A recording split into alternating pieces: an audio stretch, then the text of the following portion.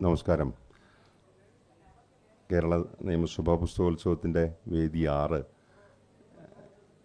ഏറ്റവും കുറച്ചാളുകൾ മറ്റു രീതിയിൽ വരുന്നൊരു വേദിയാണ്. അത് കവിതയുടെ കൂടി വേദിയാവുമ്പോൾ പ്രത്യേകിച്ച് ആകർഷണം ഒന്നുമില്ലാത്ത ഒന്നായതുകൊണ്ട് ആളുകൾ കൂടുതൽ കുറവാകും. കഴിഞ്ഞ ദിവസം കൊച്ചിയിൽ നടന്ന ലിറ്ററേച്ചർ ഫെസ്റ്റിവലിൽ കവിതകൾ എന്തുകൊണ്ട് ബെസ്റ്റ് സെല്ലറുകളാകുന്നില്ല എന്നുള്ള ഒരു സംവാദം നടന്നു. രാംമോഹൻ പാലിയത്തായിരുന്നു അതിൻ്റെ മോഡറേറ്റർ. പക്ഷേ കവിതയെ സംബന്ധിച്ച സംവാദങ്ങൾ, ഇന്നത്തെ മലയാള മനോരമയുടെ സൺഡേ സപ്ലിമെൻ്റ്, വളരെ പ്രാധാന്യമുള്ള വിഷയങ്ങൾക്ക് മാത്രം നീക്കി വയ്ക്കുന്ന മലയാള മനോരമ ജിജി എന്ന കവിതയുടെ ഫേസ്ബുക്കിലെ അല്ലെങ്കിൽ നവമാധ്യമങ്ങളിലെ സ്വീകാര്യത, അല്ലെങ്കിൽ അത് സംബന്ധിച്ച പടർപ്പുകൾ, അതേക്കുറിച്ചാണ് വർത്തമാനം. അപ്പോൾ കവിത അതേ അർത്ഥത്തിൽ പല രീതിയിൽ വർത്തമാനങ്ങളായി വരുന്നുണ്ട്. പക്ഷെ അതിൻ്റെ ഒരു ഏകോപനം ഉണ്ടാകുന്നുണ്ടോ എന്നുള്ള കാര്യത്തിൽ സംശയമുണ്ട്. പിന്നെ അത്ര ജനകീയമായ ഒരു സാഹിത്യ രൂപമല്ല ഒരു കാലത്തും.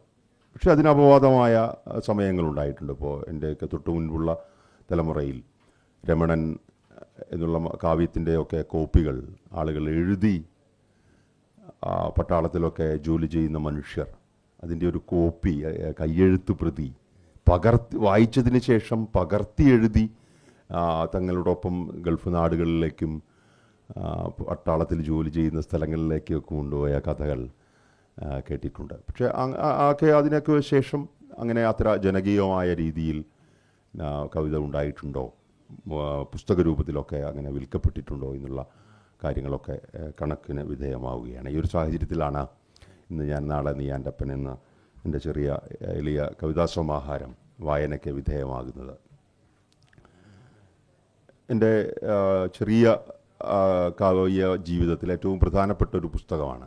അതിനുള്ള കാരണം, നവമാധ്യമങ്ങളിലെ വായനക്കാർക്ക് പുറമെ 11ാമത് OV വിജയൻ സാഹിത്യ പുരസ്കാരം ഈ പുസ്തകത്തിനായിരുന്നു. അപ്പോൾ അതിനുശേഷമുള്ള ആദ്യത്തെ ചടങ്ങാണ് ഇത്. പേരിൽ വളരെ പേര് തൊട്ട് ഈ പുസ്തകത്തിൻ്റെ ഓരോ വരികളിലും അത് വ്യത്യസ്തമായിരിക്കണം, വ്യത്യസ്തമായൊരു ശബ്ദം ആയിരിക്കണം എന്ന് ഉറപ്പിച്ച് തന്നെ എഴുതി തുടങ്ങിയ രചനകളായിരുന്നു ഇതിൽ. അത് തലക്കെട്ട് തന്നെ അത് ശ്രദ്ധിക്കാൻ ഞാൻ ശ്രദ്ധ വച്ചിരുന്നു. ഇന്ന് ഞാൻ നാളെ നീ ആൻ്റപ്പൻ. ഇപ്പോൾ അവതാരകരോട് പോലും, പ്രത്യേകിച്ച് ഇതിന് അവാർഡ് കിട്ടിയ സമയത്ത് വാർത്ത വായിച്ച ആളുകളൊക്കെ അത് തെറ്റിച്ച് പറഞ്ഞു. അപ്പോൾ ഞാൻ ഇതിൻ്റെ അവതാരകരോട് പറയുകയായിരുന്നു, ഇന്ന് ഞാൻ നാളെ നീ ആൻ്റപ്പൻ എന്നാണ് പുസ്തകത്തിൻ്റെ പേര്. അപ്പോൾ ഇതെന്താണ് പേര് എന്ന് ചോദിക്കുന്നവർക്ക് ആ കവിതയിൽ ആ മറുപടിയുണ്ട്.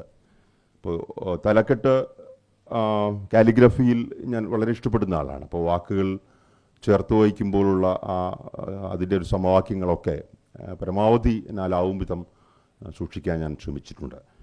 ഇന്ന് ഞാൻ നാളെ നീ ആൻ്റപ്പൻ 3 ഭാഗങ്ങളാണ്. രമണം എന്ന ജീവിത ആസക്തിയുള്ള കവിതകൾ, മരണം എന്നുള്ള മരണ പ്രമേയമായ കവിതകൾ. കോവിഡ് സമയത്താണ് ഈ പുസ്തകം ഇറങ്ങുന്നത്, പക്ഷെ പല കാലങ്ങളിലായി. ഒരു കാര്യം മാത്രം ഞാനിതിൽ ആമുഖമായി പറയുന്നുണ്ട്. വളരെ കാവ്യോന്മാദിയായ ഒരു വിചിത്ര മേഘമെന്ന KV സജയ്, നിരൂപകൻ KV സജയ് ഈ പുസ്തകത്തെക്കുറിച്ച് ആമുഖത്തിൽ വിശേഷിപ്പിക്കുന്നുണ്ട്. പിന്നീട് ഞാൻ സ്വസ്ഥമായിരുന്ന സമയത്ത് ഈ പുസ്തകത്തിലൂടെ കടന്നു പോകുമ്പോൾ ഇത്ര അസ്വസ്ഥവും വിചിത്രതയുള്ളതുമായ സമയങ്ങളിലൂടെ ഞാൻ സഞ്ചരിച്ചിട്ടുണ്ടോ, അങ്ങനെയായിരുന്നോ അന്ന് എൻ്റെ മനസ്സ് എന്ന് ഞാൻ ആലോചിച്ച് നോക്കി. പക്ഷേ സംഗതി ശരിയാണ്. 2012 DC പുറത്തിറക്കിയ കുഴൂർ വിൽസൻ്റെ കവിതകൾ വന്നതിന് ശേഷം വലിയ രീതിയിൽ ഗൗരവ രൂപത്തിലുള്ള കവിതകൾ സമാഹരിച്ചത് ഈ പുസ്തകത്തിലാണ്. 2020. അപ്പോൾ 8 വർഷം കഴിഞ്ഞു. അതിനിടയിൽ വയലറ്റിനുള്ള കത്തുകൾ പോലെയുള്ള ചില പരീക്ഷണങ്ങളുള്ള മറ്റു പുസ്തകങ്ങളുണ്ടായി. പക്ഷേ ഈ പുസ്തകത്തിലേക്ക് വരുമ്പോഴേക്കും അപ്പോൾ അതിലൊരു സ്വഭാവമുണ്ട്. ഞാൻ ഗൾഫിൽ റേഡിയോ വാർത്താ വായനക്കാരനായിരുന്ന സമയത്ത് നിന്ന് നാട്ടിലേക്ക് തിരിച്ചു വന്ന് റിപ്പോർട്ടറിൽ ക്രൈം വാർത്ത വായിക്കുന്ന സമയത്താണ്. റിപ്പോർട്ടറിൽ വിറ്റ്നസ് എന്ന് പറയുന്ന ഒരു പരിപാടിയുണ്ട്. അത് ക്രൈം വാർത്തയാണ്. അത് അവതരിപ്പിക്കുന്ന സമയത്താണ് ഈ കവിതകൾ മിക്കവാറും എഴുതപ്പെട്ടത്. അപ്പോൾ ആ സമയത്ത് പ്രത്യേകിച്ച് കുരീപ്പുഴയെ പോലുള്ള ആളുകൾ എന്നോട് അന്ന് പറഞ്ഞു, കവിതാ മനസ്സുള്ള ഒരാൾ ക്രൈം വാർത്ത വായിക്കുമ്പോൾ എങ്ങനെയാണ്, അപ്പോൾ അദ്ദേഹത്തിൻ്റെ മകനൊക്കെ ചോദിച്ചു എങ്ങനെയാണ് വിൽസൺ ചേട്ടന് ഇത് സാധിക്കുന്നത്, അങ്ങനെ ഒരു മനസ്സ് വെച്ച് ക്രൈം വാർത്തയൊക്കെ വായിക്കാൻ പറ്റുമോ. പക്ഷേ അങ്ങനെ വളരെ ശാന്തമായ, വളരെ സ്വസ്ഥമായ, ഇപ്പോൾ പഴയ ആളുകളൊക്കെ കളിയാക്കി പറയുന്നത് പോലെ ഗോപുരവാസികളായ ആളുകൾക്ക് മാത്രമല്ലല്ലോ കവിത. ആ മാധ്യമം അങ്ങനെ സ്വസ്ഥതയോടുകൂടി മാത്രം പെരുമാറേണ്ട ഒന്നല്ലല്ലോ. ഇപ്പോൾ റാസിയൊക്കെ തെരുവിലാണ്. ഇപ്പോൾ ഈ പുസ്തകം വായിച്ച് 2 വാക്ക് പറയാനെത്തിയ 3 പേരും വ്യത്യസ്ത മേഖലകളിൽ നിന്നുള്ളവരാണ്. ഒരാൾ സൗദി അറേബ്യയിലെ പ്രവാസ ജീവിതം നല്ലതും ചീത്തയും കണ്ട ആളാണ്, അതിൻ്റെ ഉള്ളറകൾ കണ്ട ഒരാളാണ്. മറ്റൊരാൾ സിവിൽ സർവീസിൽ നിന്ന് ജീവിത വിജയം, പിന്നെ പഠന വിജയം തിരുവനന്തപുരം മേഖലയിൽ പ്രവർത്തിക്കുന്ന. അതുമാത്രമല്ല, എൻ്റെ കൗമാരകാലം മുതൽ എഴുത്തിൻ്റെ സജീവധാരയിലുള്ള ആളാണ് കബനി. അപ്പം അങ്ങനെ ഒരാൾ. റാസിയാകട്ടെ തെരുവിലാണ് അതിൻ്റെ ഭൂരിഭാഗം സമയവും. പക്ഷേ കവിതകൾ കൊണ്ട് അയാൾ വീടുണ്ടാക്കുന്നു, അയാൾ തണലിടങ്ങൾ ഉണ്ടാക്കുന്നു. അങ്ങനെ ഒരാളാണ് റാസി. അപ്പോൾ അത്തരം 3 പേർ എങ്ങനെയായിരിക്കും ഈ പുസ്തകത്തെ കാണുക എന്നുള്ളൊരു കൗതുകവും എന്നെ സംബന്ധിച്ച് ഉണ്ട്. അപ്പോൾ ഞാൻ ഏറ്റവും സ്നേഹത്തോടെ, ഇതിലെ വനിതാ പ്രാതിനിധ്യമൊന്നുമല്ല എങ്കിലും കബനിയെ ഞാൻ ആദ്യം പുസ്തകത്തെക്കുറിച്ച് 2 വാക്ക് പറയാൻ ക്ഷണിക്കുന്നു.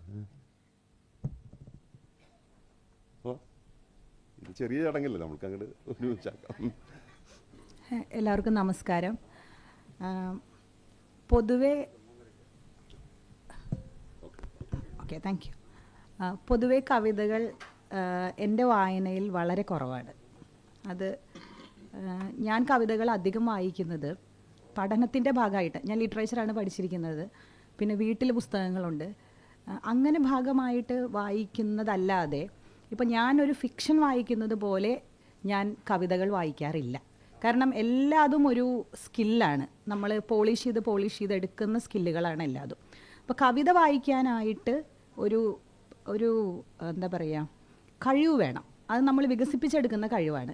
ഇന്ന് ഇപ്പോൾ ജിജി എന്ന കവിതയായിട്ട് ബന്ധപ്പെടുത്തി ഒരുപാട് വിവാദങ്ങളൊക്കെ ഉണ്ടായിരിക്കുന്ന ഒരു സമയമാണ്. അതിനിന്ന് പിന്നെ പത്രത്തിൽ KR ടോണി അതിന് മറുപടി പറഞ്ഞ ഒരു ഇതിൽ പറയുന്നുണ്ട്, കഥകളി പോലെ തന്നെയാണ് കവിതാ വായനയും, അതിന് ഒരു സ്കില്ലാണത്, അതിനെ നമ്മൾ വികസിപ്പിച്ചെടുക്കേണ്ടതുണ്ട്. ഇപ്പോൾ കഥകളി കാണാൻ പോകുമ്പോൾ നമുക്ക് അതിൻ്റെ ഒരു ടെക്നിക്കാലിറ്റീസും ഒന്നും അറിഞ്ഞില്ലെങ്കിൽ നമുക്കത് ആസ്വദിക്കാൻ പറ്റില്ല. അതുപോലെ തന്നെയാണ് കവിതയും. നമ്മൾ പറയണമെന്ന് വെച്ചിട്ടുണ്ടെങ്കിൽ ഏറ്റവും ഒരു അവസാനത്തെ സർഗാത്മകതയുടെ ഒരു അവസാനം എന്ന് പറയുന്ന രീതിയിലാണ് കവിത നമ്മളെപ്പോഴും ലിറ്ററേച്ചറിലൊക്കെ പഠിച്ചിട്ടുള്ളത്. അപ്പം അങ്ങനെ ഒരു രീതിയിൽ പറഞ്ഞിട്ടുണ്ടെങ്കിൽ ഞാൻ ഒരു ഡിസേബിൾഡ് ആണ് ആ ഒരു കാര്യത്തിൽ, കവിത വായിക്കാനായിട്ട്. വളരെ കുറച്ച് കവിതകളെ ഞാൻ വായിക്കാറുള്ളൂ. അത് മിക്കപ്പോഴും ആരെങ്കിലും പറഞ്ഞ് അല്ലെങ്കിൽ നമ്മളിതൊരു നോട്ടഡ് ആവുമ്പോൾ വായിക്കുന്നതായിരിക്കും. അല്ലെങ്കിൽ ചില കവിതകൾ പെട്ടെന്ന് ചില കവികൾ നമുക്ക് നോട്ടഡ് ആണ് എന്ന് തോന്നും, നമ്മളിത് വായിച്ചിരിക്കേണ്ടതുണ്ട് എന്ന് തോന്നുന്ന ചില കവിതകളുണ്ട്. അപ്പോൾ ഈ വിൽസൺ ഞങ്ങളുടെ ഫാമിലി ഫ്രണ്ട് കൂടിയാണ്, എൻ്റെ അച്ഛൻ്റെ അടുത്ത സുഹൃത്താണ്, നമുക്ക് മുമ്പേ അറിയുന്ന ആളാണ്. അപ്പം ഈ കവിതകൾ ഞാൻ ശ്രദ്ധിക്കാറുണ്ട് വിൽസൻ്റെ. അപ്പോൾ അങ്ങനെ വെച്ചും കൂടിയാണ് ഞാനിത് വായിക്കുന്നത്. ഇപ്പോൾ വിൽസൺ പറഞ്ഞ ഒരു പോയിന്റിൽ തന്നെ നമുക്ക് തുടങ്ങാം. അതായത് ഈ ഗോപുരവാസികൾക്ക് മാത്രമുള്ളതല്ല മീഡിയ ആയാലും ശരി, അതുപോലെ തന്നെ കവിതയായാലും ശരി. ഞങ്ങൾ രണ്ടുപേരും ഒരു നാട്ടുകാരാണ്, തൃശ്ശൂരിൽ നിന്നാണ് ഞങ്ങൾ വരുന്നത്. അപ്പോൾ അവിടെയുള്ള തൃശ്ശൂരുള്ള ഒരു ക്രിസ്ത്യൻ കുടുംബം ആ ഒരു പശ്ചാത്തലം വളരെ ശക്തമായിട്ടുള്ള കവിതകളാണ് പൊതുവെ വിൽസൻ്റെ കവിതകളിലൊക്കെ. അപ്പം ഞാൻ ആദ്യം ശ്രദ്ധിച്ചത് ഇദ്ദേഹത്തിൻ്റെ ഒരു ബയോയിൽ പറയുന്നുണ്ട്, 2006 ജൂലൈ 8 ആദ്യ കവിത ബ്ലോഗായ അച്ചടി മലയാളം നാട് കടത്തിയ കവിതകളെന്ന് പ്രസിദ്ധീകരിക്കുന്നത്. അപ്പം വിൽസൻ്റെ ഒരു പുതിയ മാധ്യമത്തിലുള്ള പരീക്ഷണങ്ങൾ ഞാൻ ശ്രദ്ധിച്ചിട്ടുണ്ട്. അതിൽ നമ്മളൊരു ഈ ബ്ലോഗ് അങ്ങനെയുള്ള ഒരു നവമാധ്യമങ്ങൾ കടന്നു വരുന്ന ഒരു കാലത്ത് തന്നെ അതിൽ സജീവമായി പരീക്ഷണം നടത്തിയിട്ടുള്ള ആളാണ് വിൽസൺ.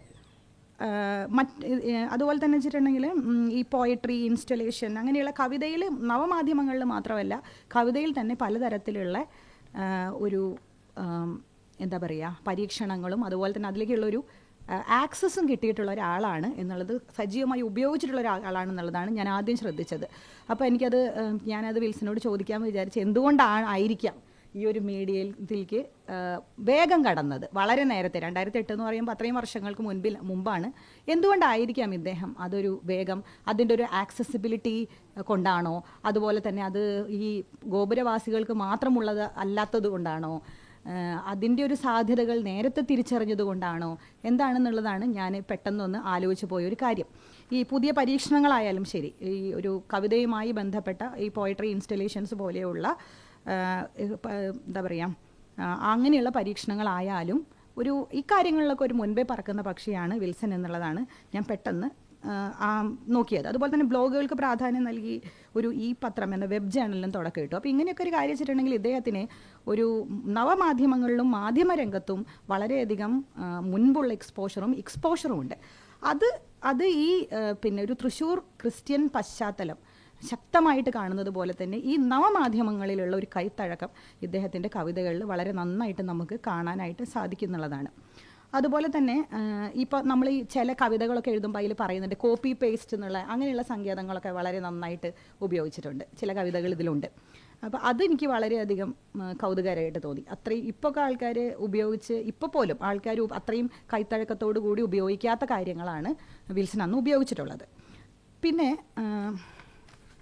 ഒരുപാട് അവതാരികകളുണ്ട്, പലതരം ആമുഖങ്ങളാണ് ഇതിലുള്ളത്, കുറേ ഉണ്ട് ആമുഖങ്ങളായിട്ട്. അപ്പോൾ ഇതിൽ നമ്മുടെ KV സജയ്, എനിക്കിഷ്ടപ്പെട്ടൊരു എഴുത്തുകാരനാണ് KV സജയ്. സജയ് എഴുതിയിട്ടുണ്ട്, ആവർത്തനത്തിൻ്റെ ഒരു പാറ്റേണായി ഇയാൾ കവിതയെയും ജീവിതത്തെയും കാണുന്നു എന്നാണ് ഈ കവിത പറഞ്ഞു തരുന്നത്. എത്ര വേണമെങ്കിലും നീട്ടാവുന്ന, എത്ര വേണമെങ്കിലും ചുരുക്കാവുന്ന ഒന്ന്. വിൽസൺ കവിതയുടെ രൂപാന്തരണ ശേഷിയിൽ വിശ്വസിക്കുന്നു. യാഥാർത്ഥ്യത്തെ തന്നിഷ്ടം പോലെ രൂപാന്തരപ്പെടുത്താനുള്ള സ്വാതന്ത്ര്യമാണ് കവിതയുടെയും സ്വാതന്ത്ര്യം എന്ന് പറയുന്നുണ്ട്. അപ്പോൾ ഈ ജീവിതത്തിൻ്റെ ഒരു ആവർത്തനം, മോട്ടിഫുകളുടെ ഒരു ആവർത്തനം, ഇങ്ങനെയൊക്കെയാണ് വിൽസൺ ഈ കവിതകൾ പിന്നെ ചെയ്തിട്ടുള്ളത്. അപ്പോൾ ഇങ്ങനെ ഒരു ആവർത്തനമാകുമ്പോൾ ഇത് പലതരത്തിൽ വിഭജിക്കപ്പെട്ടിട്ടുണ്ട്. നമ്മളിപ്പോൾ ഒരു മോട്ടിഫ് ആവർത്തിക്കപ്പെടുന്നത് ജീവിതത്തിൻ്റെ പല കാലഘട്ടങ്ങളിൽ ഇത് ആവർത്തിക്കപ്പെടാം. നമ്മളുടെ തന്നെ ജീവിതത്തിൻ്റെ പല കാലഘട്ടങ്ങളിൽ ആവർത്തിക്കപ്പെടാം, നമ്മുടെ എക്സ്പീരിയൻസസിൻ്റെ പല കാലഘട്ടങ്ങളിൽ ആവർത്തിക്കപ്പെടാം. അപ്പോൾ ഞാൻ വെച്ചിട്ടുണ്ടെങ്കിൽ എനിക്ക് ചിലപ്പോൾ തോന്നിയിട്ടുണ്ട് നമുക്കുണ്ടാകുന്ന എക്സ്പീരിയൻസസ് ഒരു 5 കൊല്ലത്തിൻ്റെ ഇടവേളകളിൽ നമുക്ക് ആവർത്തിക്കപ്പെടും. ഒരു ദജാവ് പോലെ നമുക്ക് തോന്നും. എനിക്ക് തോന്നിയിട്ടുണ്ട് എൻ്റെ ജീവിതത്തിൽ അങ്ങനെ ഒരു ആവർത്തനം എനിക്ക് തോന്നിയിട്ടുണ്ട്. അങ്ങനെയുള്ള ആവർത്തിക്കപ്പെടുന്ന പല മോട്ടിഫുകളും പല എക്സ്പീരിയൻസസും എങ്ങനെയാണോ ജീവിതത്തിൻ്റെ അനുഭവങ്ങൾ, അതുപോലെ തന്നെയാണ് യഥാതഥമായിട്ടാണ് ഇതിൽ അതിൻ്റെ ഒരു ആലഭാരങ്ങളോ അല്ലെങ്കിൽ ഭാഷയുടെ ആലഭാരങ്ങളോ അല്ല അതൊന്നും ഇല്ലാതെ എനിക്ക് തോന്നുന്നത് അത് മീഡിയയിൽ പ്രവർത്തിച്ചതിൻ്റെ ഒരു ഗുണം കൂടി ഉണ്ടെന്നാണ് എനിക്ക് തോന്നിയിട്ടുള്ളത്. കാരണം മീഡിയയിലുള്ള ലാംഗ്വേജ് ആവശ്യപ്പെടുന്നത് ഒട്ടും കൊഴുപ്പില്ലാത്ത, ആലഭാരങ്ങളില്ലാത്ത, നേരിട്ടറിയുന്ന, മനസ്സിലാവുന്ന ഭാഷയാണ് നമ്മൾ മീഡിയയിൽ ഉപയോഗിക്കുന്നത്. അതുപോലെ തന്നെയാണ് ഈ കവിതകളും എഴുതിയിട്ടുള്ളത്. അതിൽ പ്രണയ കവിതകൾ, രമണം, മരണ കവിതകൾ, ജീവിത കവിതകൾ, അതുപോലെ തന്നെ മിണ്ടാട്ടം, കവിതയെക്കുറിച്ചുള്ള 3 വർത്തമാനങ്ങളാണ്. ഇതിലെനിക്ക് ഈ പ്രണയ കവിതകളിലെ ഒരു ഇഷ്ടപ്പെട്ട ഒരു കവിത ഒരാൾ എന്നോട് മിണ്ടാതായി എന്നുള്ളതാണ്. അത് നമുക്കൊരു വല്ലാതെ നമുക്ക് വായിക്കുമ്പോൾ തന്നെ വലിയൊരു ഇമ്പാക്റ്റ് ഉണ്ടാക്കുന്ന ഒരു കവിതയാണ്. ഇങ്ങനെയാണത്: ഒരാൾ എന്നോട് മിണ്ടാതായി, ലോകം എന്നോട് മിണ്ടാതായി, ലോകം എന്നോട് മിണ്ടാതായി, ലോകം എന്നോട് മിണ്ടാതായി. അങ്ങനെ ഇത് റിപ്പീറ്റഡ് ആയിട്ട് ഒരു KV സജയ് ഒബ്സർവ് ചെയ്തിരിക്കുന്ന ഒരു ജീവിതത്തിൻ്റെ ഒരു ആവർത്തനം, ഒരു നൈരന്തര്യം, അതൊരു ഉയിരിൻ്റെ ഒരു നൈരന്തര്യം, ഇതൊക്കെ വളരെ കൃത്യമായിട്ട് റെപ്രസെൻ്റ് ചെയ്ത ഒരു കവിതയായിട്ടാണ് ഇതെനിക്ക് തോന്നിയത്. നമുക്കതിൻ്റെ ഒരു ഇൻറ്റൻസിറ്റി കറക്റ്റായിട്ട് മനസ്സിലാവും. ഒരാൾ എന്നോട് മിണ്ടാതായിട്ടുണ്ടെങ്കിൽ ലോകമാണ് എന്നോട് മിണ്ടാതാവുന്നത്. നമുക്കത് എക്സ്പ്ലെയിൻ ചെയ്യേണ്ട കാര്യമില്ല അല്ലേ. നമുക്കതൊരു ഉള്ളിലേക്ക് എടുക്കാം. നമുക്കൊരു പ്രണയം അനുഭവിച്ചിട്ടുള്ള ആളുകൾ, ജീവിതം അനുഭവിച്ചിട്ടുള്ള ആളുകൾക്കൊക്കെ കൃത്യമായിട്ടിത് മനസ്സിലാകും. അതുപോലെ തന്നെ എനിക്കിതിൽ ഇഷ്ടപ്പെട്ട മറ്റൊരു കവിത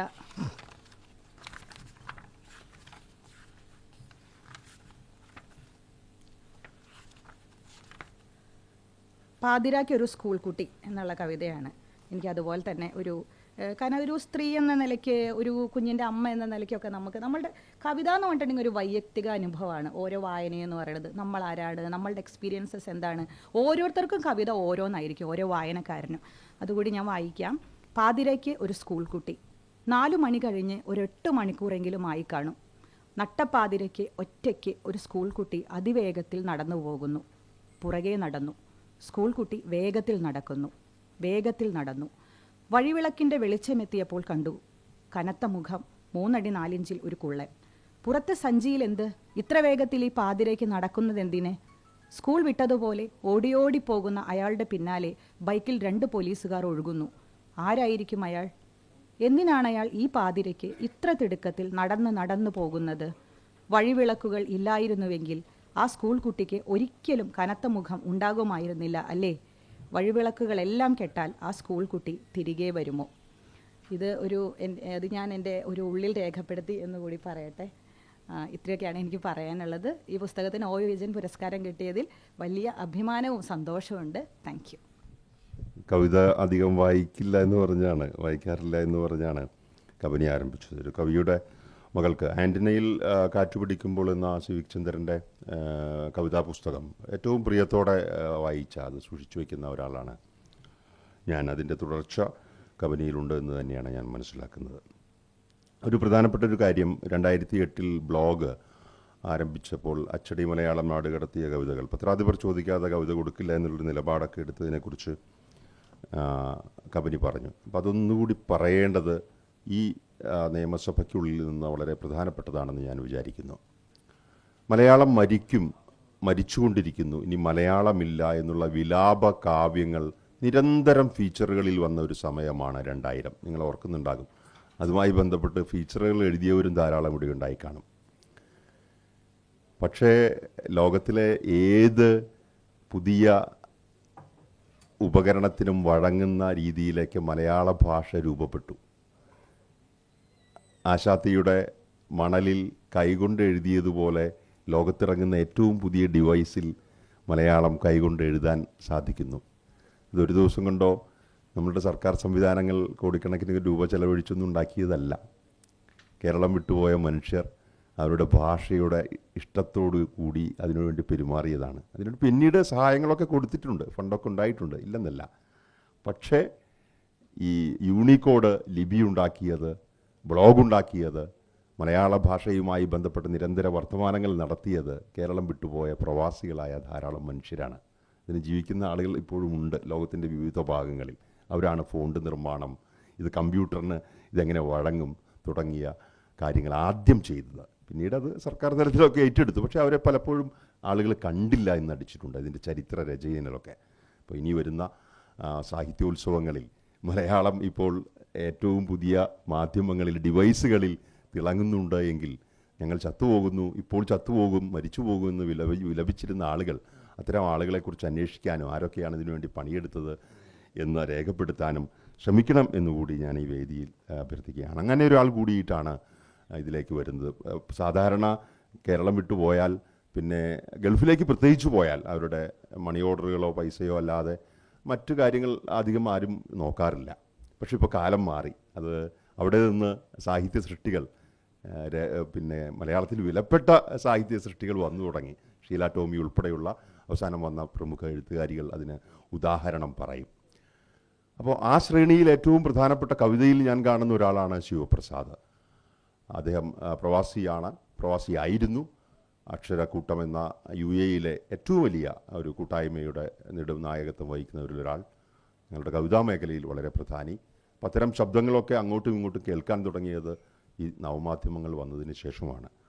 ഏറ്റവും സ്നേഹത്തോടെ ശിവേട്ടനെ ഞാൻ ഈ കവിതാ പുസ്തകത്തെക്കുറിച്ച് ചെറിയ വാക്കുകൾ പറയാൻ ക്ഷണിക്കുന്നു.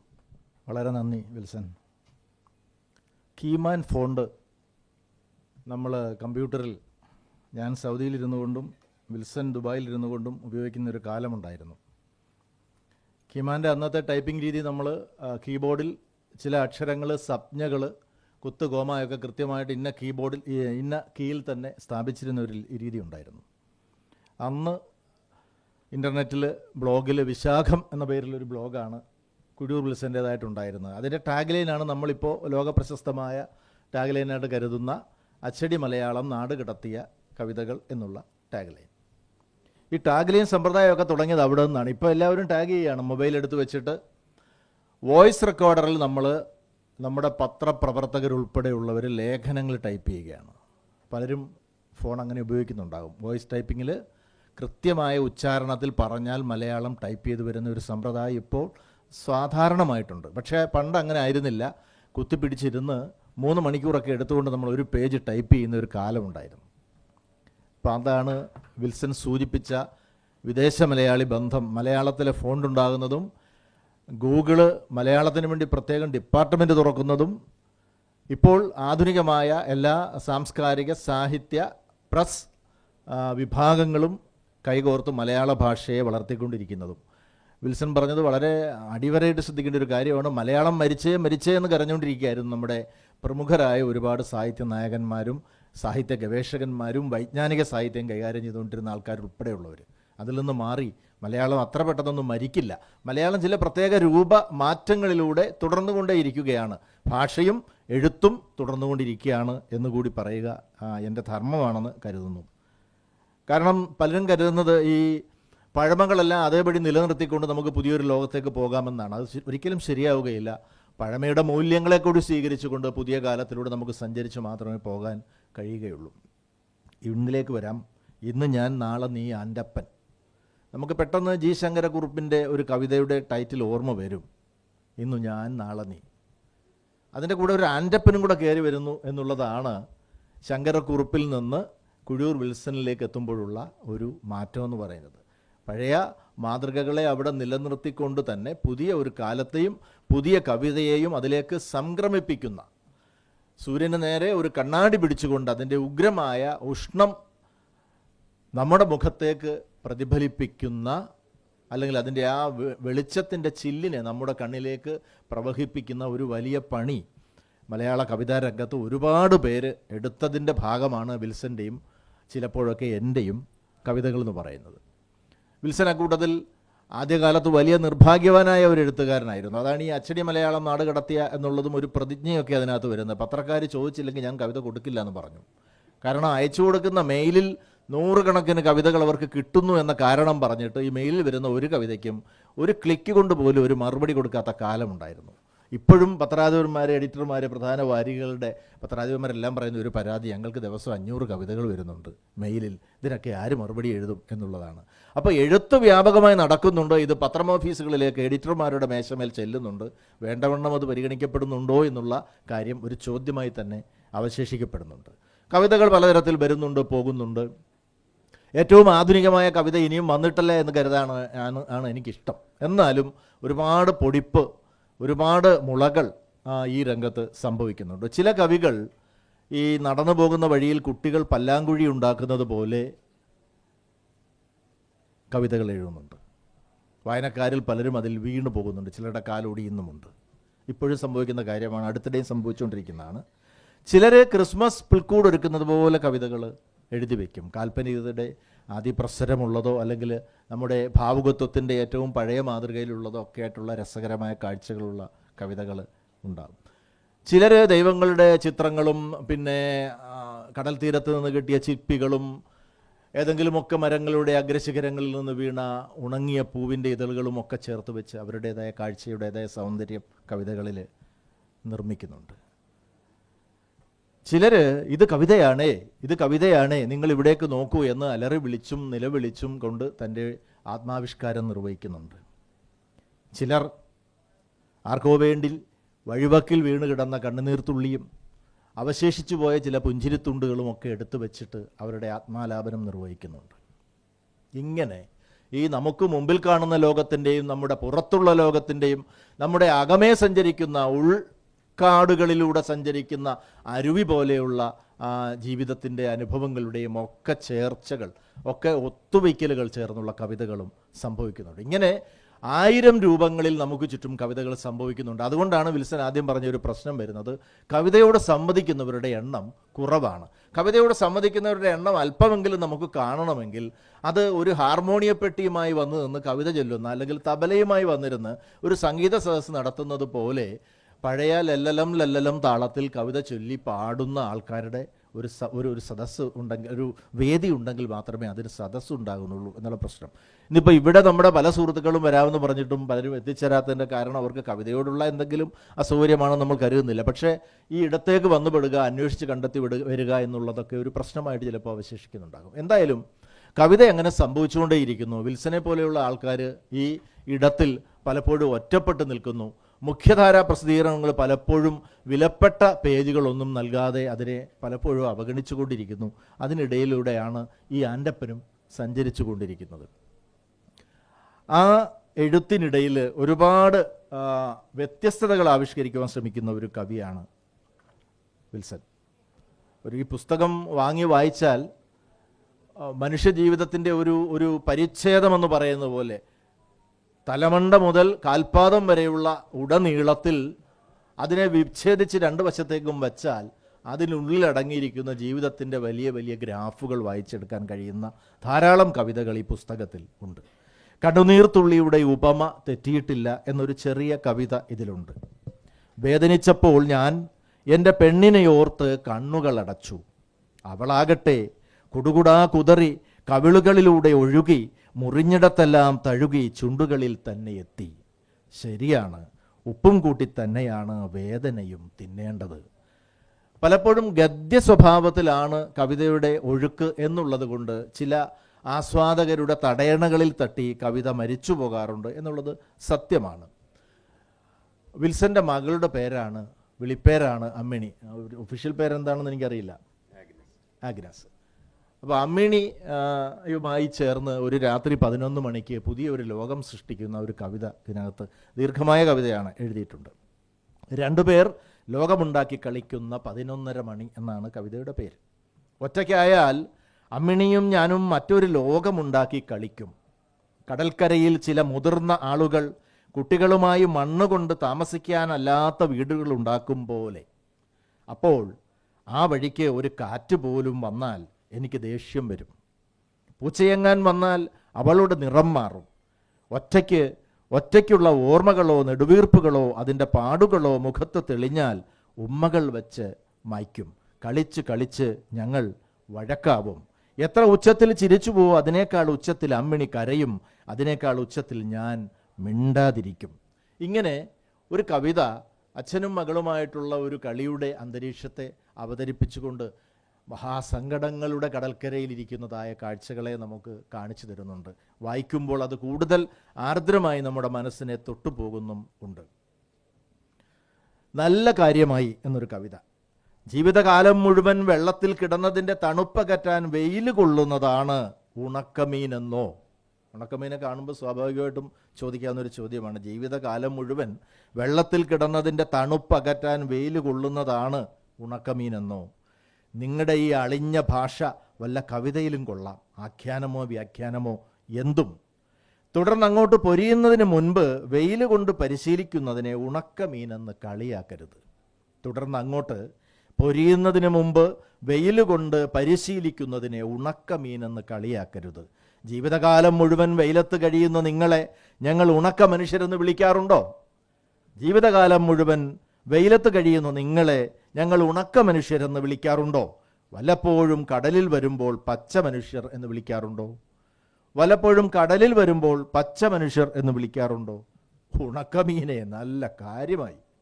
ഇത്തരത്തിൽ കവിതയെ ഉപഹാസ സ്വഭാവത്തിലും പരിഹാസ്യ സ്വഭാവത്തിലും അടയാളപ്പെടുത്തുന്ന ഒരുപാട് കവിതകളുടെ ഒരു സമാഹാരമാണ് ഇന്നു ഞാൻ നാളെ നീ ആൻ്റപ്പൻ എന്ന ഈ മഞ്ഞ പുസ്തകം. ഇത് ദയവായി നിങ്ങൾ വാങ്ങുക, വായിക്കുക എന്നാണ് അതിനെക്കുറിച്ച് ഒന്നാമതായി പറയാനുള്ളത്. രണ്ടാമതായി ഈ സമാഹാരത്തിൽ ഇല്ലാത്ത 1-2 കവിതകളെക്കുറിച്ച് കൂടി പറയണമെന്ന് കരുതുകയാണ്.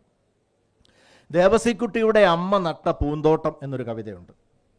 എൻ്റെ അമ്മ നട്ട പൂന്തോട്ടത്തിൽ ഞാൻ ആരെയും കയറ്റുകയില്ല എന്ന കുട്ടപ്പൻ്റെ പാട്ടും കേട്ട് ദേവസിക്കുട്ടി വെള്ള പൂശുകയാണ് സെമിത്തേരിയുടെ മതിലിന്. പെട്ടെന്ന് സെമിത്തേരി അമ്മ നട്ട പൂന്തോട്ടമായി. ഇല്ല, ഞാനാരെയും കയറ്റുകയില്ല എന്നമർത്തിപ്പാടി ദേവസിക്കുട്ടി. ഓരോ മുക്കും കൂടുതൽ മുക്കി, ഓരോ മുക്കും കൂടുതൽ മുക്കി, അമർത്തി മതിലിൽ ആഞ്ഞാഞ്ഞു വെള്ളയടിച്ചു. ഇല്ല, ഞാൻ ആരെയും കയറ്റുകയില്ല എന്ന പാട്ടിൻ്റെ തുള്ളികൾ ദേവസിക്കുട്ടിയുടെ പണിഷർട്ടിലും പണിമുണ്ടിലും കഴുത്തിലും കയ്യിലും കാലിലും മുഖത്തും പുള്ളിക്കുത്തുകളിട്ടു. ഒരു പെയിൻറ്റർ പാതി വഴിക്കിട്ട പുള്ളിക്കുത്തുകളുടെ ചിത്രമായി ദേവസിക്കുട്ടി. കുട്ടികൾക്ക് അയാൾ കാഴ്ചവസ്തുവായി.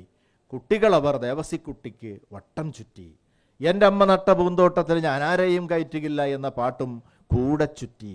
അപ്പോൾ അമ്മ നട്ട പൂന്തോട്ടത്തിൽ കറുത്ത ചെടികൾ, വെളുത്ത ഇലകൾ, കറുത്ത പൂവുകൾ, വെളുത്ത കായകൾ, കറുത്ത മുട്ടുകൾ, വെളുത്ത പൂമ്പാറ്റകൾ, കറുത്തതും വെളുത്തതുമായ പൂമ്പൊടികൾ.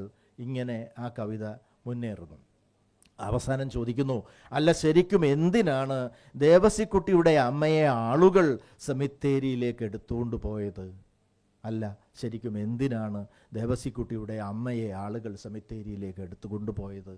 ഒരു ജീവിതത്തിൻ്റെ തുടക്കവും അതിൻ്റെ വർണ്ണാഭമായ പെയിൻറ്റിങ് ദൃശ്യങ്ങളും കഴിഞ്ഞ് ഒരു സെമിത്തേരിയുടെ ആ മണ്ണടരിലേക്ക് അമർന്നു പോകുന്ന ഒരമ്മയുടെ കാഴ്ചയിലേക്ക് ജീവിതത്തെ ഒരു 2 പേജുകളിലൂടെ വിൽസൺ അവതരിപ്പിക്കുകയാണ്. വാക്കുകളുടെ പെട്ടകം എന്നൊരു കവിതയുണ്ട്. ആകാശത്തെ നക്ഷത്രങ്ങൾ പോലെയും കടൽ തീരത്തെ മണൽത്തരികൾ പോലെയും പെറ്റുപെരുകിയ വാക്കുകളെല്ലാം മലീമസപ്പെട്ടതായി ദൈവം തിരിച്ചറിഞ്ഞു. ദൈവം വാക്കുകളുടെ നോഹയ്ക്ക് മെസ്സേജ് അയച്ചു, പഴയതുപോലെ വീണ്ടും ഒരു പെട്ടകമുണ്ടാക്കാനും സംരക്ഷിക്കപ്പെടേണ്ട വാക്കുകളുടെ ജീനുകളെ കയറ്റാനും പറഞ്ഞു. നോഹയുടെ പെട്ടകത്തിന് മുമ്പിൽ വാക്കുകൾ കുമ്പസാരക്കൂടിന് മുമ്പിൽ എന്ന പോലെ വരിവരിയായി മുട്ടുകുത്തി. ഇന്നലെ വരെ ആർത്തുല്ലസിച്ചു മതിച്ച വാക്കുകൾ അത്ര കുലീനമായി ശിരോവസ്ത്രവുമിട്ട് കുമ്പിട്ട് നിന്നു. നോഹയുടെ പെട്ടകത്തിൽ നിന്ന് ആധുനിക കാലത്തെ മനുഷ്യ ജീവിതത്തിൻ്റെ മരണപെട്ടകത്തിലേക്ക് പോകുന്ന ഒരു കവിത വളരെ മനോഹരമായി അല്പം ദീർഘമായി പറയുന്നുണ്ട്. ആ ആനപ്പറമ്പിൽ തന്നെ ഞങ്ങളുടെ പ്രേമത്തെ തളച്ചു. ഈ ആനപ്പറമ്പ് എന്നൊക്കെ പറയുമ്പോൾ നമ്മുടെ തിരുവനന്തപുരത്തുകാർക്ക് പിടികിട്ടുമെന്നറിയില്ല. തൃശ്ശൂർക്കാർക്കും ഗുരുവായൂർക്കാർക്കും ഒക്കെ പെട്ടെന്ന് പിടികിട്ടും. ആനപ്പറമ്പ് എന്ന് പറയുന്ന ധാരാളം ആനകളെ തളച്ചിരിക്കുന്ന ഒരു പറമ്പ് എന്ന് സങ്കല്പിച്ചാൽ മതി. വീട്ടുകാരുടെ കണ്ണു വെട്ടിച്ചെത്തിയ കുട്ടികളും സമയത്തേക്കൊന്ന് കുഴിച്ചിടാൻ ഏന്തി വലിച്ചെത്തിയ വയസ്സരും ഞങ്ങളുടെ പ്രേമത്തിന് കാവൽ നിന്നു. ഞങ്ങളുടെ പ്രേമത്തിൻ്റെ കാലുകൾ പൊട്ടിയൊലിച്ചു. ഞങ്ങളുടെ പ്രേമത്തിൻ്റെ കൈകൾ തളർന്നു. ഞങ്ങളുടെ പ്രേമത്തിൻ്റെ കണ്ണുകളിൽ നിന്ന് ഭൂതകാലം ഒലിച്ചു. തോട്ടികളെ പേടിച്ച് ഞങ്ങളുടെ പ്രേമത്തിൻ്റെ കാതുകൾ അടഞ്ഞു. മഞ്ഞും മഴയുമേറ്റ് അതിൻ്റെ തൊണ്ടയടഞ്ഞു. തീറ്റയും കുടിയുമില്ലാതെ മെലിഞ്ഞ് കുളിയും ജപവുമില്ലാതെ നരച്ച് ഞങ്ങളുടെ പ്രേമം രാവും പകലും ഒറ്റ നിൽപ്പു നിന്നു. എന്നിട്ടും അതിൻ്റെ മുതുകിൽ നെഞ്ചും വിരിച്ച് വെട്ടിത്തിളങ്ങുന്നു ഞങ്ങളുടെ തന്നെ ഉയിർത്തിടമ്പുകൾ. ആനപീഡനം എന്ന് പറയുന്നത് കേരളത്തിൽ ഒരു മഹാസംസ്കാരമായിട്ട് മാറിയിട്ടുണ്ട്. അപ്പോൾ അത് ആനകളെ എവിടെയോ ജീവിക്കേണ്ട ആനകളെ പിടിച്ചുകൊണ്ടുവന്ന് നാട്ടിൽ ബന്ധിപ്പിച്ച് അവസാനം ഈ ആനയുടെ പുറത്ത് മനുഷ്യൻ കയറിയിരുന്ന് കാണിക്കുന്ന ഒരു ഗോഷ്ഠിയുണ്ട്, ദേവതകളെയൊക്കെ പൊക്കി വെച്ചിട്ട്. മനുഷ്യർ നടത്തുന്ന പീഡനങ്ങളുടെ കഥ ദൈനംദിനം നമ്മൾ കേട്ടുകൊണ്ടിരിക്കുകയാണ്. ഈ മിണ്ടാപ്രാണികളോട് നടത്തുന്ന പീഡനത്തെക്കുറിച്ച് നമുക്ക് ആർക്കും ഒരു പരാതിയുമില്ല. സർക്കാരിൽ ചിലപ്പോൾ ചില ചോദ്യങ്ങളൊക്കെ വരും. അതൊക്കെ വളരെ ഈസിയായിട്ട് നമ്മൾ ഓവർകം ചെയ്ത് മുന്നോട്ട് പോവുകയും ചെയ്യും. ഈ മൃഗപീഡനം എന്ന് പറയുന്നത് മനുഷ്യപീഡനത്തെക്കാൾ ക്രൂരമായി നടന്നുകൊണ്ടിരിക്കുന്ന ഒന്നാണ്. അതിനെ ഒരു പ്രേമത്തിൻ്റെ അന്തരീക്ഷവുമായി ചേർത്ത് ഒരു പറമ്പിൽ കൊണ്ടുവന്ന് നിർത്തിയിട്ട് ഈ മനുഷ്യൻ്റെ അഹങ്കാരത്തിടമ്പേറ്റുന്നതിന് വേണ്ടി പീഡനത്തിൻ്റെ ആ വേദനയിൽ അമർന്നു പോകുന്ന ഒരു സമൂഹത്തെ അവതരിപ്പിക്കുന്നതായ രീതിയിൽ വെച്ച ഒരു കവിതയാണിത്. അപ്പോൾ നമ്മുടെ സമയപരിമിതി എന്നെ വിലക്കുകയാണ്. അടുത്തതായിട്ട് തുടർന്ന് ഈ സംഭാഷണം കൊണ്ടുപോകുന്നതിന് വേണ്ടി റാസിയെ സ്നേഹപൂർവ്വം ക്ഷണിക്കുന്നു. ഇത്തരം പരിപാടികളൊന്നും പങ്കെടുക്കാറില്ല. ആദ്യമായിട്ടാണ് ഒരു പരിപാടിക്ക് പങ്കെടുക്കുന്നത്, ഒരു പുസ്തക ചർച്ച. അത് എന്നെപ്പോലുള്ള ഫേസ്ബുക്ക് കവികൾക്ക് ഭയങ്കര പ്രചോദനമായിട്ടുള്ളൊരു മനുഷ്യൻ. ഫേസ്ബുക്ക് കവികൾക്ക് കവിത എഴുതാൻ പ്രചോദനമായിട്ടുള്ള ഒരു മനുഷ്യനാണ് കുളൂർ മാഷ. പുള്ളിയെ വ്യക്തിപരമായിട്ട് എനിക്ക് ഭയങ്കര ഇഷ്ടമാണ്. അതുകൊണ്ടാണ് ഈ പരിപാടിക്ക് വന്നത്. ആദ്യമായിട്ട് വരുന്ന പുള്ളിയാണ്. എനിക്ക് ഈ പ്രസംഗിക്കാൻ പറഞ്ഞുകൂടാ, ചർച്ചകളൊന്നും പങ്കെടുത്തിട്ടില്ല. ഇതൊരു ആദ്യമായിട്ടാണ് ജീവിതത്തിൽ പങ്കെടുക്കുന്നത്. അപ്പോൾ ഒരു കവിത വായിക്കാം, അത്രയേ ഉള്ളൂ. എൻ്റെ കൂട്ടുകാരി വന്നിട്ടുണ്ട്, അപ്പോൾ അവളെ കണ്ടിട്ടുള്ള ഒരു സന്തോഷം കൊണ്ടുണ്ട്. അല്ല, ഇത് ആദ്യത്തെ സംഭവമൊന്നുമല്ല. കീറിപ്പറഞ്ഞ ആകാശമെന്ന് ആരെങ്കിലും ഇതിനു മുമ്പ് കവിതയിൽ എഴുതിയിട്ടുണ്ടോ എന്ന് എനിക്ക് അറിഞ്ഞുകൂടാ. ഒരു പക്ഷേ അത് ഇയാൾ തന്നെയായിരിക്കും, ഞാൻ തന്നെയാകും. അത്രയും ഓർമ്മയും മറവിയും കലർന്ന ഒരു കവിയെ ഞാൻ എൻ്റെ ജീവിതത്തിൽ കണ്ടതായി ഓർക്കുന്നില്ല. ഉണ്ടെങ്കിൽ തന്നെ അത് മറന്നതാകും. എന്നിരുന്നാലും തടാകത്തിൽ കീറിപ്പറഞ്ഞ ആകാശമെന്ന് ലോകത്തിൽ ആദ്യമായി എഴുതുന്ന കവി കുഴൂർ വിൽസൺ തന്നെയായിരിക്കും. ഇത്രയേ ഉള്ളൂ.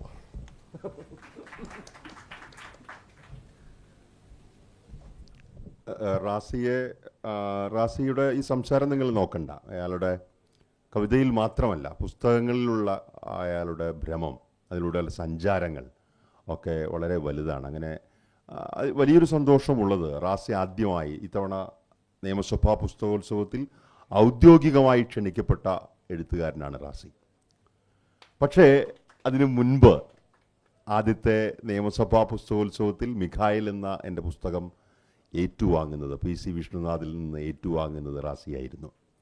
അതെൻ്റെ ഒരു ആഗ്രഹമായിരുന്നു. എന്ന് മാത്രമല്ല, ഒരുപക്ഷെ നിയമസഭാ സാമാജികർ ഇതിന് ശേഷം ഇതൊക്കെ കേൾക്കുന്നുണ്ട് എങ്കിൽ ലക്ഷങ്ങളും കോടികളും ഒക്കെ ചെലവഴിക്കുന്ന ഇത്തരം സംവിധാനങ്ങളിൽ നിന്ന് കേരളത്തിൽ അങ്ങിങ്ങായി വിദ്യാഭ്യാസം മുടങ്ങിപ്പോയ ധാരാളം എഴുത്തുകാരുണ്ട്.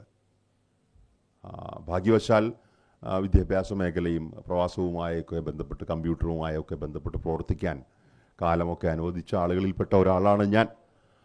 പക്ഷെ എത്രയോ എഴുത്തുകാർ, കോമല്ലൂരിനെ പോലുള്ള കവികൾ, മറ്റ് ജീവിത ഉപാധികൾ, അവരുടെ പഠന സമ്പ്രദായം അനുവദിക്കാത്ത ആളുകൾ. അതിലേറ്റവും പ്രധാനപ്പെട്ട ഉദാഹരണം വയനാട്ടിൽ നിന്നുള്ള ബേത്തിമാരൻ തന്നെയാണ്. ഇന്ന് മലയാളത്തിൻ്റെ പ്രധാനപ്പെട്ട കവിയായ സുകുമാരൻ ചാലികത്ത. ധാരാളം പ്രതിഭകൾ കേരളത്തിൻ്റെ വിവിധ ഭാഗങ്ങളിലുണ്ട്. അത്തരം ആളുകളെ എന്തായാലും ആ മാധ്യമങ്ങൾ കണ്ടെത്തുന്നുണ്ട്. അവർക്ക് അവരെ പുറത്തുവിട്ട് പഠിപ്പിക്കാനോ, ഇതുപോലെ ഇപ്പോൾ റാസി പറയുന്നു സംസാരിക്കാൻ അറിയില്ല എന്ന്, പക്ഷേ നിങ്ങൾ എഴുത്ത് വായിച്ചു നോക്കണം. അപ്പോൾ അത്തരം പ്രതിഭകൾ കേരളത്തിലുണ്ട്. അവരെ കണ്ടെത്താനും അവരെ പഠിപ്പിക്കാനും അവരെ ഉപരിപഠനത്തിന് അയക്കാനും കവിതാ മേഖലയുമായി ബന്ധപ്പെട്ട കൂടുതൽ പഠനങ്ങളിലേക്ക് ഒക്കെ അയക്കാനും നിയമസഭാ സാമാജികരും ഇതിൻ്റെ ഉത്തരവാദിത്തപ്പെട്ടവരും ഒക്കെ ശ്രദ്ധ കൊടുക്കുമെന്ന് ഞാൻ വിചാരിക്കുന്നു. എന്തായാലും എന്നെ സംബന്ധിച്ചിടത്തോളം വ്യക്തിപരമായി വളരെയധികം നിറവുള്ള ഒരു സദസ്സാണ്. കബനിയും ശിവേട്ടനും റാസിയും ഏറ്റവും ആത്മാർത്ഥമായി തന്നെ വരികയും സംസാരിക്കുകയും ചെയ്തു. ഈ കവിതയ്ക്ക് നാളെ നീയാൻ്റപ്പന് അനുവദിച്ച സമയത്തിന് നന്ദി പറയുന്നു. അതുപോലെ ലോഗോസ് ബുക്സ് ഹരിയേട്ടൻ ഇവിടെ ഇരിക്കുന്നു. ഏറ്റവും നന്നായി തന്നെയാണ് പുസ്തകം അവതരിപ്പിച്ചത്. OV വിജയൻ അവാർഡ് ലഭിച്ചതുകൊണ്ട് മാത്രമല്ല, 2ാം പതിപ്പിലേക്ക് അത് പോവുകയാണെന്നുള്ള സന്തോഷവും, ഇന്ന് അതിൻ്റെ 2ാം പതിപ്പിൻ്റെ കവർ നമ്മൾ പ്രകാശിപ്പിക്കേണ്ടതായിരുന്നു. എന്തായാലും 2ാം പതിപ്പ് വരികയാണെന്നുള്ള സന്തോഷവും ഞാൻ പങ്കുവയ്ക്കുന്നു. ഒരു ചെറിയ കവിത ഇതിലെ വായിച്ചുകൊണ്ട് നമ്മൾക്ക് അനുവദിച്ചിരിക്കുന്ന സമയം കഴിഞ്ഞതുകൊണ്ടും, ചിത്രകാരി നിൻ്റെ ഒരാട്ടിൻകുട്ടി എന്ന ഒരു കവിത. വേറെ വഴിയില്ലാത്തതുകൊണ്ടും അത്രയ്ക്ക് അത്യാവശ്യമായതിനാലും ചിത്രകാരി നീ പച്ചപ്ലാവിലയും തവിട് കലക്കിയ കാടിയും കൊടുത്തു കൊഴുപ്പിച്ച 8 ആട്ടിൻകുട്ടികളിൽ ഒന്നിനെ ഞാൻ എടുക്കുന്നു, കൊണ്ടുപോകുന്നു. അങ്ങാടിച്ചന്തയിൽ ഞാനതിനെ വിൽക്കും. ഒട്ടും നേരം കളയാതെ കാര്യം നടത്തും. നീ പച്ചയിലും തവിട്ടിലും ചാലിച്ച് ഓമനിച്ച് കൊഞ്ചിച്ച് കൊഴുപ്പിച്ച ആ ആട്ടിൻകുട്ടിയെ അറവുകാർക്ക് മാത്രം കൈമാറില്ല എന്ന ഉറപ്പിൽ ചിത്രകാരി നീ സങ്കടപ്പെടരുത്. നിന്റെ ക്യാൻവാസിലെ കടലിൽ സൂര്യൻ താഴുമ്പോൾ, സന്ധ്യയങ്ങനെ കുങ്കുമത്തിൽ കലരുമ്പോൾ, പച്ചപ്പാടത്ത് മേയാൻ പോയ എൻ്റെ തങ്കക്കുടങ്ങളെ എന്ന് നീട്ടിവിളിച്ച് നീ ഓടി വരുന്നത് കേൾക്കാമെനിക്ക്. കൂട്ടത്തിൽ കുറുമ്പനായവൻ്റെ നെറ്റിയിൽ തൊടാൻ കുറുക്കിയ ചായത്തിൽ കണ്ണീര് കലരുന്നത് കാണാമെനിക്ക്. ചിത്രകാരി വേറെ വഴിയില്ലാത്തത് കൊണ്ടാണ്, അത്രയ്ക്ക് അത്യാവശ്യമുള്ളത് കൊണ്ടാണ്. എനിക്ക് വേണമെങ്കിൽ 10 സെന്റിൽ നീ വരഞ്ഞ ആ 2 നില മാളികയിൽ കയറാമായിരുന്നു. അതിൻ്റെ ഉള്ളിലെ രഹസ്യ അറകളിലെ നീ പോലും കാണാത്ത പണ്ടങ്ങൾ മോഷ്ടിക്കാമായിരുന്നു. അതുമല്ലെങ്കിൽ നീ വരഞ്ഞ അതിസുന്ദരിയും മതഭരിതയുമായ മുക്കുത്തിയിട്ട രാജകുമാരിയുടെ അരഞ്ഞാണം അടിച്ചെടുക്കാമായിരുന്നു. ഉമ്മ കൊടുത്തവളെ മയക്കി കിടത്തി അന്തഃപുരം കൊള്ളയടിക്കാമായിരുന്നു. അതുമല്ലെങ്കിൽ നീ വരഞ്ഞ കരിനാഗങ്ങൾ കാവൽ നിൽക്കുന്ന കാവിനുള്ളിൽ കയറി ആ മാണിക്യവും എടുത്ത നാട് വിടാമായിരുന്നു. അല്ലെങ്കിൽ നീ വരഞ്ഞ കിളികളെ വെടിവെച്ചു പിടിച്ച് ചുട്ടു വിൽക്കാമായിരുന്നു. നീ വളർത്തിയ മഹാഗണികൾ വെട്ടി വിൽക്കാമായിരുന്നു. നിന്റെ കണ്ണനെ കണ്ണുകുത്തി പൊട്ടിച്ച് പിച്ചക്കിരുത്തി പണക്കാരനാകാമായിരുന്നു. അവൻ്റെ കോപികമാരെ അടിമകളാക്കി ചുവന്ന തെരുവുകൾക്ക് കൈമാറാമായിരുന്നു. ചിത്രകാരി, ഇതൊന്നുമല്ല. നിന്റെ 8 ആട്ടിൻകുട്ടികളിൽ ഒന്നിനെ ഞാൻ എടുക്കുന്നു, നല്ല വിലയ്ക്ക് വിൽക്കുന്നു, നിന്ന നിൽപ്പിൽ കാര്യം നടത്തുന്നു. ഇപ്പോൾ ആൾതാമസമില്ലാത്ത എൻ്റെ തലയിൽ പുതിയ വാടകക്കാർ വന്നാൽ, അവർ തരക്കേടില്ലാത്ത മുൻകൂർ പണം തന്നാൽ, ചിത്രകാരി തീർച്ചയായും എന്തു വില കൊടുത്തും ഞാൻ നിന്റെ ആട്ടിൻകുട്ടിയെ തിരിച്ചു പിടിക്കും, നിന്റെ ചിത്രത്തിൽ കൊണ്ടുവന്ന് കെട്ടും. അപ്പോൾ അപ്പോൾ നീ അതിനെ മറന്നുപോയെന്ന് പറയരുത്, പച്ചപ്ലാവിലകൾ തീർന്നുപോയെന്ന് പറയരുത്.